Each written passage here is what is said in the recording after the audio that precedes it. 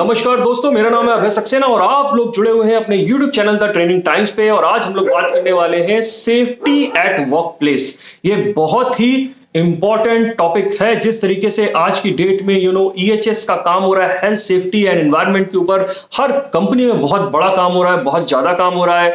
FLS file life and safety के ऊपर बहुत ज्यादा काम हो रहा है। तो आज मैंने सोचा कि क्यों ना आप लोगों से बात करी जाए, क्योंकि बहुत सारे ऐसे हमारे स्टूडेंट्स हैं, हमारे ऐसे वर्कर्स हैं जो इस टॉपिक पे जानना चाहते हैं, बट उनको बहुत सारा नॉलेज नहीं है। वीडियो बहुत इंटरेस्टिंग होने वाली है। वीडियो के साथ जुड़े रहिए, एंड तक जुड़े रहिएगा। आपको बहुत सारी छोटी छोटी चीजें इस वीडियो के माध्यम से मैं ऐसा बताने जाऊंगा, ऐसा बताना चाहूंगा जो आपको कहीं ना कहीं आपकी नॉलेज को एनहांस करेंगे। तो आप जब किसी फोरम में बोल रहे होंगे या अपने वर्क प्लेस पे काम कर रहे होंगे, तो आपको किसी ना किसी तरीके के एक्सीडेंट से बचाएंगे जरूर, या आपकी टीम को किसी ना किसी तरीके के एक्सीडेंट से जरूर बचाएंगे। तो वर्क प्लेस में सेफ्टी जो होती है ना, बहुत ज्यादा इंपॉर्टेंट होती है। उतनी ही इंपॉर्टेंट होती है जितना हमारे कस्टमर का सेटिस्फेक्शन इंपॉर्टेंट होता है। वर्क प्लेस पे सेफ्टी हमारी टीम के लिए और हमारे लिए उतनी ही इंपॉर्टेंट होती है। जो अनप्रोफेशनल ऑर्गेनाइजेशंस होते हैं उनमें ये कम पाई जाती है, बट जो वेल एस्टेब्लिश्ड ऑर्गेनाइजेशंस हैं, जहां पर आपके अच्छे बॉसेस हैं, अच्छे ओनर्स हैं, जिन एस्टेब्लिशमेंट में इन चीजों के रिलेटेड, इन चीजों के स्पेशलिस्ट मैनेजर होते हैं, उन प्लेसेस पे इनके एनवायरनमेंट को लेकर के, इनके इंपॉर्टेंस को लेकर के थोड़ा ज्यादा अवेयरनेस होता है। दोस्तों, मैं आपको बताना चाहूंगा कि सेफ्टी इंपॉर्टेंट क्यों है। सेफ्टी इसलिए इंपॉर्टेंट है सिंपली से कि हम अगर सेफ एनवायरनमेंट में काम करेंगे, सेफ तरीके से काम करेंगे, तो ये हमारी लाइफ के लिए, हमारी हेल्थ के लिए और हमारे एनवायरनमेंट के लिए, हमारी टीम के लिए बहुत ही बढ़िया है, क्योंकि ये हमारी इन चारों चीजों को बचाएगा। और अगर हम किसी वर्क प्लेस पे काम कर रहे हैं तो ये चीजें उतनी ही इंपॉर्टेंट है जितनी की और चीजें इंपॉर्टेंट है। तो दोस्तों, मैं आपको बताना चाहूंगा कि सेफ्टी से मतलब क्या है। तो सेफ्टी से डायरेक्टली मतलब है कि आप जिस भी वर्क प्लेस पे जहां भी काम कर रहे हैं, तो वहां पे आपको कौन कौन से मेजर्स लेने हैं जिनसे कि आप एक work place safe work place बना सके। इस वीडियो में हम सिर्फ बेसिक्स, इस पार्ट में हम सिर्फ बेसिक्स ऑफ सेफ्टी के ऊपर डिस्कशन करने जा रहे हैं। मैं आपको कुछ ऐसी चीजें बताने जा रहा हूं जो आपको ध्यान रखनी है, मोटी मोटी ध्यान रखनी है। बाकी की चीजें हम पार्ट 2 में पार्ट 2 पार्ट 3 हम इस वीडियो पे बनाएंगे, इस टॉपिक पे बनाएंगे, जिसमें हम और धीरे धीरे डीप जाएंगे, क्योंकि एक बहुत लंबा टॉपिक है। तो सबसे इंपॉर्टेंट क्या होता है? सबसे इंपॉर्टेंट क्या होता है कि आपको सबसे पहले तो ये ध्यान रखना है कि आप जिस वर्क प्लेस पे काम कर रहे हैं वो साफ सुथरा होना चाहिए। दोस्तों, अगर साफ सुथरे वर्क प्लेस पे काम नहीं करोगे तो आप इन्फेक्शन के खतरे में आ जाओगे, आपकी हेल्थ वहां से दिक्कत में आ जाएगी। तो सबसे पहले आपको क्या ध्यान रखना है कि जगह साफ सुथरी होनी चाहिए, हाइजेनिक होनी चाहिए। दूसरी चीज क्या होनी चाहिए?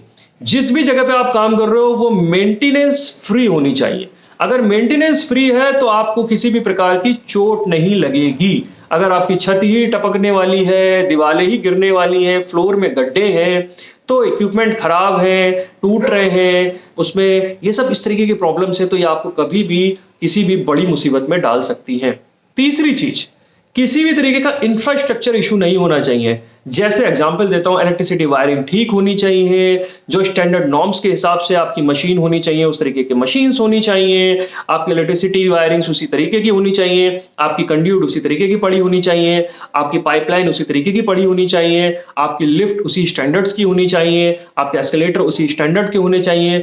चीजों का प्रॉपर टाइम पे चेक होना चाहिए, सर्विस चेक होना चाहिए, हर मशीन की प्रॉपर AMC होना चाहिए, एनुअल मेंटेनेंस से साल में एक बार उस कंपनी का ऑनर या उस कंपनी का कोई रिलेटेड इंजीनियर आकर के उस मशीन को, उस बिल्डिंग को चेक करे।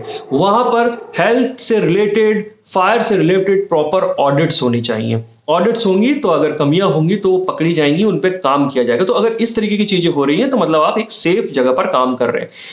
चौथी चीज क्या होती है? फायर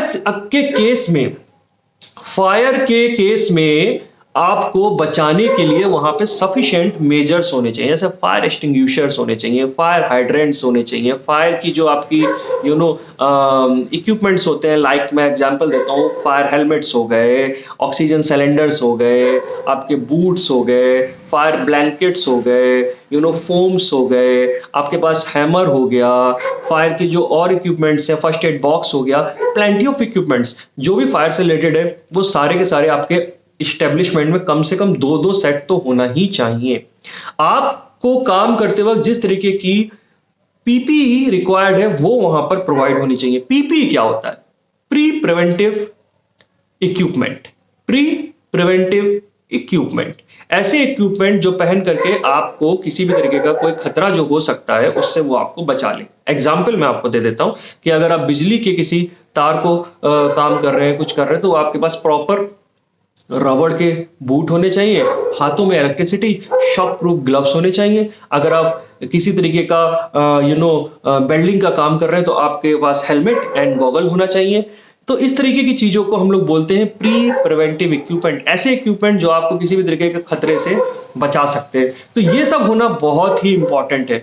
बिल्डिंग के अंदर आपकी पूरी जो बिल्डिंग है वहां पे प्रॉपर इन सब चीजों से रिलेटेड एनवायरनमेंट होना चाहिए। एनवायरनमेंट से अगर मैं कहूं तो टाइम टू टाइम स्टाफ की ट्रेनिंग होनी चाहिए, फर्स्ट एड पे ट्रेनिंग होनी चाहिए, सीपीआर पे ट्रेनिंग होनी चाहिए, खतरे के टाइम में आप किस तरीके से हजार्ड से बच सकते हैं उसके ऊपर ट्रेनिंग होनी चाहिए। किस तरीके का एनवायरनमेंट अगर आपको मिल रहा है और उसमें कोई खतरा हो जाता है, उसमें कोई एक्सीडेंट हो जाता है, तो आप उससे किस तरीके से बाहर आए, किस तरीके से अपनी टीम को बचाएं, क्या प्रिकॉशंस हो वो तब होना चाहिए। ईआरटी की टीम होनी चाहिए, ईआरटी मतलब इमरजेंसी रिस्पांस टीम, वो होना चाहिए। एक ऐसी टीम जो कि एक्सपर्ट होती है ऐसी सिचुएशंस में काम, जैसे आग लग गई तो वो टीम आपको बेटर डिसीजंस ले पाएगी क्योंकि वो उस तरीके के एनवायरनमेंट को, उस तरीके की सिचुएशन को हैंडल करने के एक्सपर्ट होते हैं। वो टीम स्टैब्लिश्ड होनी चाहिए, उसका टाइम टाइम पे रिव्यू होना चाहिए, वो लोग कौन है उनको ये पता होना चाहिए, उनको कब किस तरीके के रिएक्शंस करना है या किस तरीके का एक्शन लेना है वो सब उनको पता होना चाहिए। एक कोर कमेटी होनी चाहिए, एक प्रॉपर यूनिट के अंदर चीफ इंजीनियर होना चाहिए जो इन सब चीजों को मैनेज करे, जो इन सब चीजों को टाइम टू टाइम रिव्यू करे। आपके पास एक ऐसा स्पेशलिस्ट मैनेजर होना चाहिए जिसको हम लोग बोलते हैं fire life and safety manager, EHS manager, health safety manager. ये जो मैनेजर्स होते हैं ना, इनका काम ही ये सिर्फ यही चेक करते हैं कि आपके कस्टमर को एक सेफ, हाइजेनिक और सक्सेसफुल प्लीसेंट एनवायरनमेंट कंपनी या वो बिल्डिंग दे रही है या नहीं दे रही है। इसके तमाम तरीके के लाइसेंसेस होते हैं, इसके तमाम तरीके के रूल होते हैं, आपके बहुत सारे चीजें ऐसी होती हैं जहां पर आपको इन सब चीजों की डीप कोर नॉलेज मिलती है। आपको समझ में आता है कि आपको और क्या क्या चीजें यहां पर इससे जोड़नी है, उनके लॉस क्या है, किस तरीके का आपका एनवायरनमेंट होना चाहिए, किन चीजों को आपको ध्यान में रखना है, और एक एक माइन्यूट चीज का एक एक लॉ गवर्नमेंट ने बना रखा है। आप उसको पढ़ सकते हैं, इंटरनेट पे एवरीथिंग इज अवेलेबल, आप वहां जाकर के अपनी नॉलेज को और गेन कर सकते हैं। अगर आपको कहीं पे भी वो चीज की, उन सारी चीजों की उस तरीके की नॉलेज नहीं मिल रही, कोई नहीं दे रहा है, तो आप इंटरनेट पे ले सकते हैं वो सारी नॉलेज, वो सारी गाइडलाइंस, उनकी पूरी बुक्स इंटरनेट पे अवेलेबल है। अगर आपको किसी भी तरीके का कोई डाउट है आप मुझसे भी पूछ सकते हैं। मेरे कमेंट, इसी वीडियो के कमेंट बॉक्स में, मेरी किसी वीडियो के कमेंट बॉक्स में आप क्वेश्चन पूछ सकते हैं, मैं आपको आंसर करूंगा। मेरे इंस्टाग्राम अकाउंट पे आप जुड़ सकते हैं, हम लोग वहां पे चैट कर सकते हैं। दोस्तों, आई होप कि आपको ये कुछ बेसिक्स इस वीडियो में मैंने जो बताए, ये मोटे मोटे जो मैंने बताए, ये आपको जरूर समझ में आए होंगे। अगर ये आपको समझ में आए हैं तो डेफिनेटली कभी ना कभी अगर आप बस इन बेसिक चीजों का ही ध्यान रखेंगे ना, तो मैं आपको गारंटी देता हूं कि आपका एनवायरनमेंट जो है ना, आपकी टीम जो है ना, वो बहुत हद तक आप उसको सेव कर पाएंगे और आप अपने जो वर्क स्टेशन है उसको सेव कर पाएंगे, अपने आप को सेव कर पाएंगे। तो ये बहुत इंपॉर्टेंट है। इसके सेकेंड पार्ट में हम लोग इसमें स्टेप बाय स्टेप और डीप में जाएंगे और ज्यादा नॉलेज को समझेंगे और सारे पॉइंट्स को बेटर और इंडीड डीप में गहराइयों में समझेंगे, जो कि बहुत इंपॉर्टेंट है। तब तक के लिए, जब तक वो वीडियो नहीं आ रही है, मैं उस वीडियो को और वर्कआउट करके आप तक लेकर के आऊंगा कंटेंट। तब तक के लिए थैंक यू सो मच। आप लोग अपना बहुत बहुत ध्यान रखिए, चैनल से जुड़े रहिए, वीडियो को लाइक करिए, सब्सक्राइब करिए चैनल को, और इस वीडियो को अपने और जो मित्र हैं, आपके दोस्त हैं, भाई बंधु, उन तक पहुंचा दीजिए, इसको शेयर कर दीजिए। जल्दी मिलते हैं अगली वीडियो के साथ। मैं उम्मीद करता हूं कि आप लोग अपनी जगहों पर, अपने घरों में, अपने वर्क स्टेशन पर, अपने ऑफिस में बहुत एंजॉय कर रहे होंगे, बहुत अच्छे से काम कर रहे होंगे और आगे बढ़ रहे होंगे। Thank you so much. Tata, bye bye, see या।